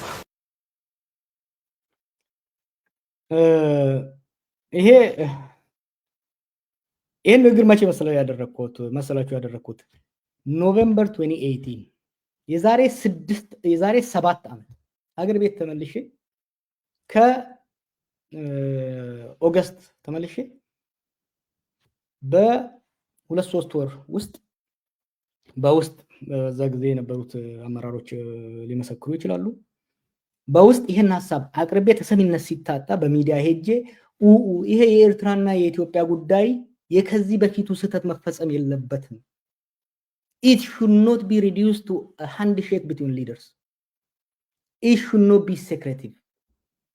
ግንኙነቱን ፎርማላይዝ ማድረጉ አስፈላጊ ሆኖ ሳለ የሁለቱ ሀገራት ዲፕሎማቶች ጠለቅ ያለ ውይይትና ድርድር ላይ የተመሰረተ ስምምነት ሊኖር ይገባል ስል ነበር ማለት ነው። እና ይሄንን ያልሰሙ ሰዎች ናቸው አሁን እንግዲህ እንደ እንትን እያነሱ ያሉት። እንግዲህ አንድ ስላይድ አሳይቻችሁ ወደ እንትሩ ሄዳለሁ፣ ወደ መጨረሻው ሄዳለሁ። ሎክ እስቲ ብዙ ወጣቶች ለሆናችሁትም ትንሽ ጠበቅ አድርገን እንየው የዚህ ጉዳይ አስፈላጊነት። እስከዛሬ በእኛ እድሜ ማለት እንችላለን ባለፉት 30 ምናምን ዓመታት አብይ ስለተናገረ ነው። ቅድም ያለው ንግግር አዳምጡና ስህተቶች ነበሩ። የነዚህ ሀገራት ግንኙነት ጠበቅ ያለ የኢኮኖሚ መሰረት ሊኖረው እንደሚገባ፣ ስምምነቶቹ ጊዜያዊ ፖለቲካዊ ኮንቪነንስ ላይ ብቻ የሆኑ መሆናቸውን እንድታዩ ፈልጋለሁ። የ91ዱ ስምምነት ቅድም እንዳለው የ93ቱ ስምምነት ከዚህ በፊት የነበረውን ካለፍ ነው። በዛ ጊዜ ከጦርነት ከመምጣታቸው የነሳ ስልጣን ለማጠናከር ለብዙ ምክንያት መለስ ገፍተው ወይም ደግሞ ስለሚዋደዱ ሊሆን ይችላል የሁለቱ ሀገራት የኢኮኖሚ ትስስር ጉዳይ ላይ መዋቅራዊ የሆነ ኢንስቲቱሽናላይዝ የሆነ ስምምነት ላይ አልተደረሰም። ከዛ በኋላስ 93 ላይ ኤርትራ ነጻ ስትሆን የሁለቱ ሀገራት ጉዳይ ተከን ባለ ጠለቅ ባለ የሁለትዮሽ የኢኮኖሚ ስምምነት ሳይደረግ የወደብንም በዛው ነው ልታመጣውን ትችላል አለመደረጉ ለጦርነት ጋረጠን። 1998 ላይ ከ5 ዓመት በኋላ ወደ ጦርነት ገባን። 2 ዓመት ከተፋጀን በኋላስ የአልጀርሱ ስምምነት ምንድን ነው ያደረገው? ጦርነት አስቆመ። የድንበርና የይገባኝ ጥያቄዎችን ኮሚሽን ፈጠረ። ግን ይሄ ስምምነት የሌለው ምንድነው? በሁለቱ ሀገራት መካከል የወደብ መዳረሻና የንግድ ትብብር ስምምነት ችላ ተባለ። ስምምነት ሲደረግ የ2000 ስምምነት የአልጀርሱ ስምምነት የሁለቱ ሀገራትን የኢኮኖሚ ትስስር በተለይ ደግሞ የወደብ ጉዳይ ኢትዮጵያ ውስጥ አንገብጋቢ ጉዳይ ሆኖ ሳለ አልተነካም። ትኩረቱ ተኩስ ማቆምን ብቻ ላይ እና ድንበር ላይ ብቻ አሲፍ ባድመ ወዘ ኮዝ የዛ ጦርነት ኮዝ ባድመ አልነበረም። የዛ ጦርነት ኮዝ የሁለቱ መንግስታት ያሉ ልዩነቶችን አደባብሶ ማለፉ ነው። እነዛ ልዩነቶችን ተደራድሮ ማድረብ አለመቻሉ ወደ ጦርነት አስገባን። እንደገና አሁንም አልጀርስ ላይ አደባብሰው ታለፉ። ውጤቱ ምን ነበረ? ህጋዊ መንገድ ጦርነቱን ማስቆም ቢቻልም ነገር ግን ዘላቂ ሰላም በኢኮኖሚና በፖለቲካዊ መንገድ ሊኖር የሚችል ግንኙነት መፍጠር አልተቻለም። ቀጥሎ በአብይ ዘመን የአስመራው የሰላምና ወዳጅነት ስምምነት አብይ ወደ አስመራ ከሄደ በኋላ ምንድን ነው ያደረገው? ከአልጀርስ በኋላ የአልጀርስ ስምምነት ሊሳካ አልቻለም። ኢትዮጵያና ኤርትራ አክቲቭ የሆነ ጦርነትን ባይኖራቸው ግንኙነታቸውን ማደስ አልቻሉም። ኖ ፒስ ኖ ዋር፣ ሰላምም ጦርነትም የሌለበት የኤርትራ ላይ ማዕቀብ የተጣለበት አንዱ በአንዱ ውስጥ ጉዳይ ላይ የሚያምስበት ሁኔታ ነው ለ20 ዓመታት የቀጠለው። ከ20 ዓመታት በኋላ 2018 ላይ ለውጥ ሲመጣ አብይ ወደ አስመራ ሄዶ ግንኙነቱን ሲያመጣና ሁላችንም ስንጨፍር አዎ ግንኙነቱን አደሰ። ዋና ትኩረቱ ግንኙነቱን ማደስ ነው። ዲፕሎማሲያዊ ግንኙነትን አደሰ። ድንበሮችን ለጊዜው እንዲከፈቱ አደረገ። ግን ያልተካተቱ ስምምነት ውስጥ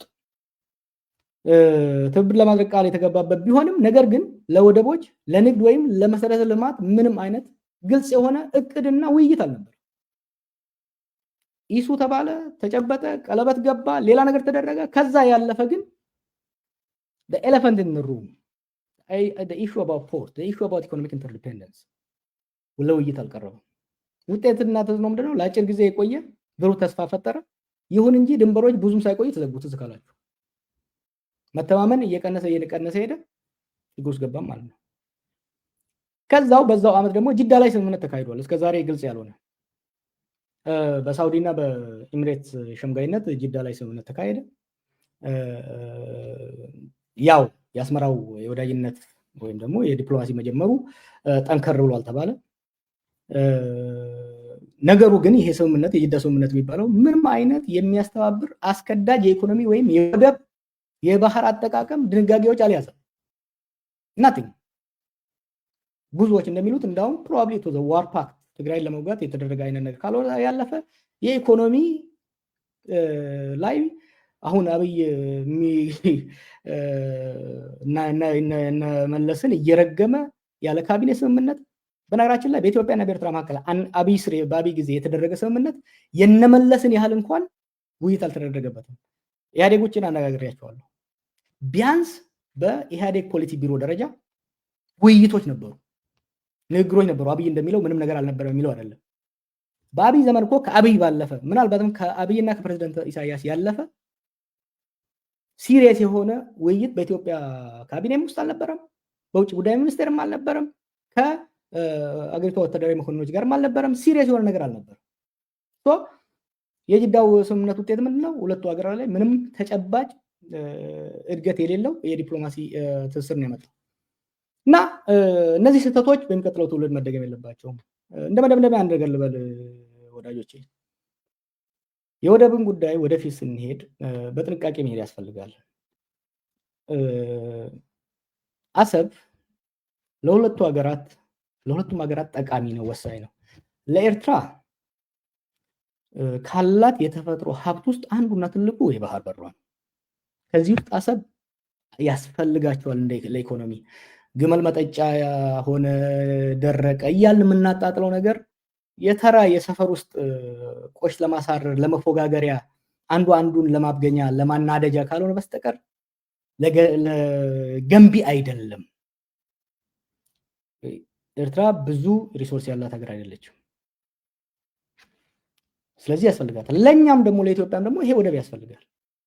አንደኛ ካሉ ወደቦች ሁሉ ኮንቪኒየንት የሆነ ነው። ሁለተኛ ሂስቶሪካል የሆነ በኢትዮጵያን ሂስቶሪካል ሜሞሪ ውስጥ ቦታ ያለው ወደብ ነው። ስለዚህ ማድረግ ያለብን እነዚህ የወደብ ጉዳይ እንካ ሰላንቲያ የተራ የመበሻሸቅ በጉልበት ወስድብሃለሁ አይ አትጠቀማትም የሚል ሳይሆን ሰከን ያለ ውይይት ያስፈልጋል። ይህ ደግሞ ብሮደር በሆነ በሁለቱ የሀገራት ግንኙነት ያላለቀ ፍቺ ብየዋለሁ ከዚህ በፊት የሁለቱ ሀገራት ግንኙነት ያላለቀ ፍቺ ብየዋለሁ።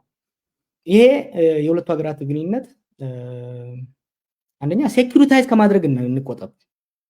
የህልውና ጥያቄ እያለ የምናደርገው ነገር በኢትዮጵያም ወገን ሆነ በእነሱም ወገን የህልውና ጥያቄ አድርገን በጣም የምናከረው ነገር ማለዘብ ያስፈልጋል። የሁለቱ ሀገራት ኢኮኖሚ ኢንተርዲፔንደንት መሆኑን መቀበል አለበት። ኤርትራ ከኢትዮጵያ ከረጅም ጦርነት ጊዜ በኋላ የፖለቲካ አውቶኖሚ ብታገኝም ራሱ ኢኮኖሚካሊ አውቶኖመስ መሆን አትችልም። ኢትዮጵያም ቢሆን ሌላ ዋጋ ከፍላ አሁን ኮምፕሌን እንደምናደርገው ለጅቡቲ ሌላ ዋጋ ከፍለን ካልሆነ በስተቀር አሰብ ለኢኮኖሚያችን የሚጠቅመን ነው። ከኤርትራ ጋር የሚኖረን ለኢኮኖሚያችን አስፈላጊ ነው። ከዛ የበለጠም ከኤርትራ ጋር ሰላምና ስምምነት መፍጠር ለውስጥ ሰላማችን የኢትዮጵያና የኤርትራ ፖለቲካዊ ኢኮኖሚያዊ እና የደህንነት ጉዳይ ኢትስ ኢንተርዎቨን ኢትስ ኢንተርዲፔንደንት። ኤርትራን እያመሱ ኢትዮጵያ ውስጥ ሰላም አይመጣም። ኤርትራን ትሬትን እያደረጉ ኢትዮጵያ ውስጥ ሰላም አይመጣም። ኢትዮጵያን እያመሱም ኤርትራ ውስጥ ሰላም ሊመጣ አይችልም። እድገትም ሊመጣ አይችልም። እነዚህ ነገሮች በመገንዘብ በመቀበል ወደፊት የምናደርገው ሂደት ላይ ዲሴኩሬታይዝ ማድረግ ስምምነታችን መጀመሪያ ከኢኮኖሚ እንጀምር። የኢኮኖሚ እድገት የኢኮኖሚ ትስስርን እያሰፋን ከዛ በኋላ የኢኮኖሚ ትስስራችን መተማመንን እስከዛሬ የነበሩ ታሪካዊ ቁርሾችን እያረገበ ሲሄድ ከዛ ወደ ሴኩሪቲ ፓርትነርሽፕ ከዛ ወደ ፖለቲካል አሬንጅመንት የምንሄድበት ኦቨር ይርስ የግድ በአንድ ጀነሬሽን በአንድ አመራር ዘመን መሆን የለበትም። የመጨረሻው ነጥብ በተለይ በወደብ ጋር በተያያዘ እንዲሁም ደግሞ በሁለትዮሽ ግንኙነት ላይ የሶስተኛ ወገኖችን ማለትም እነዚህ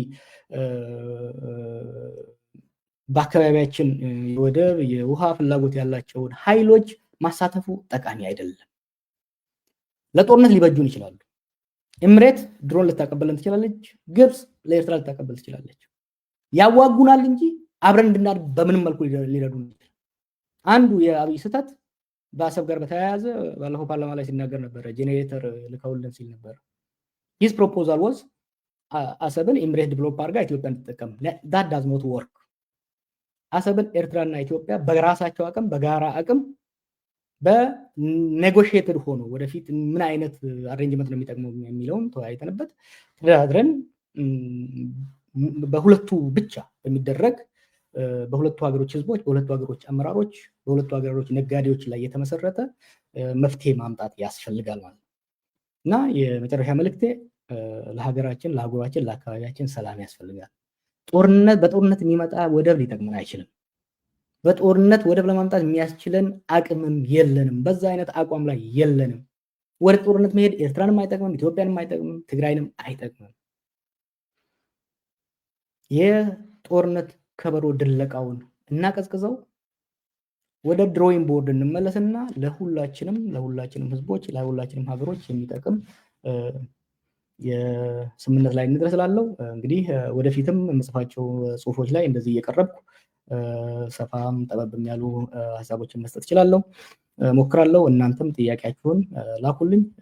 ምሁራኖች ደግሞ በእንዲህ አይነት ጉዳዮች ላይ ነፃና ሰፊ ያለ ከኤርትራም ከኢትዮጵያም ከብልጽግናም ከሻቢያም ከወያኔም ከኦኤልኤም ሀገራዊና የሁለትዮሽ ጉዳዮች ላይ የሰከነ ውይይት ማድረግ የምትፈልጉ ከሆነ ከሌሎች ሚዲያዎችም ጋር የምናዘጋጅ ይሆናል። ከመዋጋታችን በፊት እስቲ የሰላም አማራጮችን ኤግዞስት እናድርግ።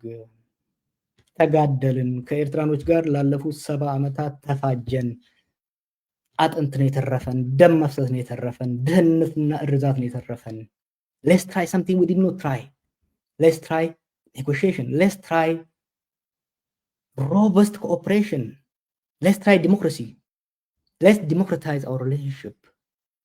ያን ከሞከርን ምናልባት ለሚቀጥለው ትውልድ የተሻለ ነገር ማስረከብ እንችላለን። ሰላም ለሀገራችን፣ ሰላም ለህዝባችን። ደህና ደሩልኝ። በሌላ ዝግጅት እስክንገናኝ ሰላም ሁኑ። ደህና ደሩ፣ ደህና ዋሉ።